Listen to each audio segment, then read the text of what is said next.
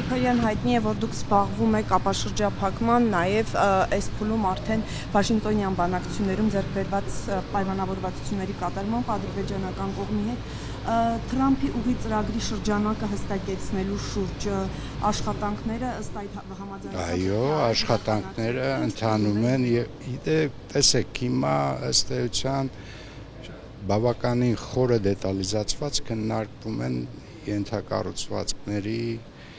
տեսքը, ձևը եւ բովանդակությունը։ Ինչ է ներառելու Թրամփի ուղի ծրագրի շրջանակը կոնկրետ այդ 42 կիլոմետրը, թե ինչ հստակ է, ինչ է ներառում այդ։ Գիտեք, ես կարծում եմ սկզբունքային իմաստով հռչակագիրը արտահայտում այդ հարցի պատասխանը տալիս է, դա բոլոր տեսակի տրանսպորտային կապերն է, եւ էներգետիկ, եւ ճանապարհներ, եւ երկաթգիծ, բոլոր տեսակի։ Բայց այդ 42 կիլոմետր հատվածում 42 կիլոմետր դուք որ ասում եք 42 կիլոմետրը դա երկաթգծի երկարությունն է։ Մնացած ենթակառուցվածքները դեռևս տեխնիկական զննության եւ բիզնես պլանավորման, այսպես կասեմ, կարիքում են։ Գիտեք, ես կարծում եմ դուք վիզուալ այլ կերպ եք պատկերացնում, դա ոչ թե հանգույց է, որը լինելու է հենց կոնկրետ մեկ կետում կամ մեկ վայրում կամ մեկ գծով, դա ուղղակի կախված ենթակառուցվածքից յուրաքանչյուր ենթակառուցվածք ունենա իր տեխնիկական նկարագիրը եւ նախագիծը։ Իսկ 42-ից 43 կիլոմետր հատվածը վստահեցնում եմ ձեզ, որ խոսքը գնում է երկաթգծին, որովհետև երկաթգծի ուղին այլևս պարզ է, ինքը փոփոխելու խնդիր չունի, որովհետև դա խոսքը գնում է Խորհրդային Միության ժամանակվա երկաթգծի վերականգնման մասին, որի պարամետրերը շատ օբյեկտիվ են եւ կոնկրետ։ Հստակ է, պարոն փոխվարչապետ, առաջին փուլում ինչ ենթակառուցվածք է սկսվելու, որից է սկսվելու կառուցումը։ Ես հիմա չէի ցանկանա առաջ ընկնել, բայց ես կարծում եմ մեր մինչ օրս կատարված աշխատանքների իմաստով ամենահասուն լուծումները երկաթգծի մասով են, որովհետև կրկին երկաթգիծը նախ դրա վրա շատ ենք աշխատել ենթակառուցվածքի վրա, երկրորդը ենթակառուցվածքի պարամետրերը շատ ավելի հայտնի են, քան մնացած բոլոր, ինչու, որովհետև խորհրդային ժամանակահատվածում երկաթգիծը եղել է եւ դա պետք է վերականգնվի։ Մնացած տրանզիտ ենթակառուցվածքները հայտնի պատճառներով Խորհրդային Միության ժամանակահատվածում գոյություն չեն ունեցել եւ դրանք պետք է նախագծվեն զրոյից։ Եվ դա է պատճառը, որ ավելի կոնկրետ պարամետրերի մասին չեմ կարողանում ձեզ հետ հիմա խոսել։ Կառուցման նախնական հաշվարկները ինչքան են եւ նշեք ուղին կոնկրետ երկաթգծի նկատմամբ հենց այդ հատվածը, որը պետք է Ադրբեջանը կապից էքստրայել։ Գիտեք, մենք 2021 թվականից սկսած երկաթգծի ենթակառուցվածքի այդ հատվածը քննարկել ենք երասնել ներառյալ Նախիջևանի գծով եւ մեր հարավից։ Հիմա էլ է նույն Այո, որևէ տրամաբանություն չի փոխվել այդ իմաստով։ Նաեւ երասխի հատվածում էներգրումներ անում։ Եկեք ձեր հարցի կպատասխանեմ հետեւյալ կերպ։ Գիտեք, այնուամենայնիվ բոլորի համար, բոլոր կողմերի համար հասկանալի է, որ ենթակառուցվածքը շատ ավելի շահավետ կլինի, շատ ավելի խորը իմաստ կունենա եւ ավելի շատ ռեգիոնալ տրամաբանություն ամրապնդված կունենա, եթե երասխի հատվածը միացած լինի։ Բայց ըստ պայմանավորվածության այդտեղ երասխի հատվածը ամերիկյան ներդրումներ են լինելու թե հայ։ Ըստ պայմանավորվածությունների խոսքը գնում է ենթակառուցվածքային ռեգիոնալ ինտեգրացիայի մասին, նշանակում է բոլոր հնարավոր կապերը պիտի իրականություն դառնան։ Հակառակ դեպքում ենթակառուցվածքի ֆրագմենտը չի կատարի այն դերը, չի ունենա այն դերը, որի մասին մենք խոսում ենք։ Սինխրոն են բացվել այդ ճանապարհները։ Դե իհարկե պիտի սինխրոն բացվի։ Իհարկե պիտի սինխրոն բացվի, հակառակ դեպքում ինքը ուղղակի չի աշխատի լիարժեք։ Պարոն Միրզոյանը վերջերս ասել էր, որ մոտ 2 տարի հնարավոր է պահանջի երկաթուղու կառուցման համար, այսինքն դա եւ այդ Սյունիքի հատվածում եւ Նախիջևանի բոլորի մասին։ Ես ձեզ խոստանում եմ այդ հարցերի պատասխանները տալ շատ կոնկրետ եւ հստակ, երբ որ լինի նախագիծը պատրաստ, որովհետեւ առանց պատրաստի նախագծի ժամկետներ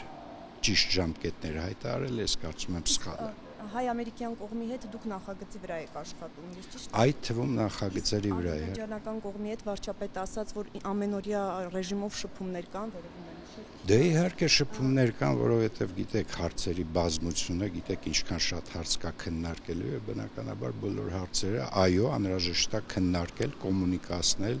եւ շփվել այդ խնդիրների շուրջ։ Հիմա սահմանազատումը լինելու է այդ հատվածներում։ Ես ձեր հարցին կպատասխանեմ հետեւյալ կերպ։ Հաջորդականության խնդիր չկա, ուղղակի այն պահին, երբ որ մենք սկսենք ապաշրջափակման ենթակառուցվածքների կառուցապատման նախագծման աշխատանքները եւ երբ որ տեղորոշվի կոնկրետ հատվածները, որտեղ որ հատումը լինելու է, բնականաբար հատման հատվածները առնվազն պիտի սահմանազատված լինեն, այլ ընտրանք չկա։ Ինչ այդ սահմանազատման կոնկրետ Սահմանազատման գործընթացը հույսով եմ, որ այո, եւ առանցին տրեկով ինքը պիտի շարունակվի։ Չեմ կարող։ Պարոն փոխվարչապետ, դուք որ ասացիք 21-ից երկաթուղենք։ Սա ձեր վերջի հարցն է, չէ՞։ Դու այս ժամանակ մի թիվ կար, որ նշվում էր, եթե ես հիշում եմ, աշխատանքային խումբ կար ձևավորված։ Կար ճիշտ եք հիշում, ինդիկատիվ թվեր կար, այո, ժամանակին մի քանի տարի առաջ, երբ որ շատ նախնական հաշվարկ արվեց, ինդիկատիվ 2 թիվ հնչեց փորձագետների կողմից, այսինքն 2.5-ից 3 տարի տևողություն երկաթգծի կառուցման եւ շուրջ, եթե չեմ սխալվում, $230 միլիոն համարժեք բյուջե։ Վերջին հարցը, պարոն վարչապետ, մոտավորապես եթե ասեք, գործնականում երբ կարող է մեկնարկել ենթակառուցվածքի շինարարությունը։ Մենք ուզում ենք, որ դա օր շուտ լինի, որովհետև բոլորս պիտի շահագրգռված լինենք, որ այդ ենթակառուցվածքները արագ կառուցվեն եւ արագ հանձնվեն շահագործման, դա շատ ճիշտ կլինի եւ շատ ճիշտ ցանկություն է կարծում։ Չեմ կարող ասել, ես ուզում եմ կրկնել։ Ժամկետների մասին խոսելուց պիտի շատ զգուշ լինենք, քանի դեռ չկա պատրաստի նախագիծը։ Երբ որ լինի, ես խոստանում եմ նախագծից ելնելով հեշտ կլինի հայտարարել ժամկետներ։ Եվ պարոն փոխվարչապետ, մի հարց էլ ամեն դեպքում շատ էր այս փուլում քննարկումներն ու քննադատությունները այն մասով, որ այդ անխոչնդոտ ձևակերպումը նշանակելու է, որ ադրբեջանական բեռները Հայաստանի տարածքով անցնելու են առանց Հայաստանի համապատասխան ծառայությունների անմիջական ստուգումների։ Դրան տեխնիկական հանդիպելու են հայ սահմանապահներին բազմիցս պատասխանել եմ։ Ես մինչ օրս չի եղել որևիցե մի հարթակում, որևիցե քննարկում, որը բացառել է եւ առաջին հերթին չի սահմանել, որ մենք խոսում ենք սահմանային եւ մաքսային սուվերեն վերահսկողության գործառույթի լիարժեք կատարման մասին։ Այլ պայման չկա ուղղակի։ Տեսնեն թե չեն տեսնի, ես չգիտեմ ձեր հարցի կոնտեքստը, բայց ես ասում եմ, ապա շրջափակման գործընթացը, ինչպես եւ ասել եմ վերջի տարիներին, լինելու է Հայաստանի Հանրապետության սահմանային եւ մաքսային հսկողության ներքո։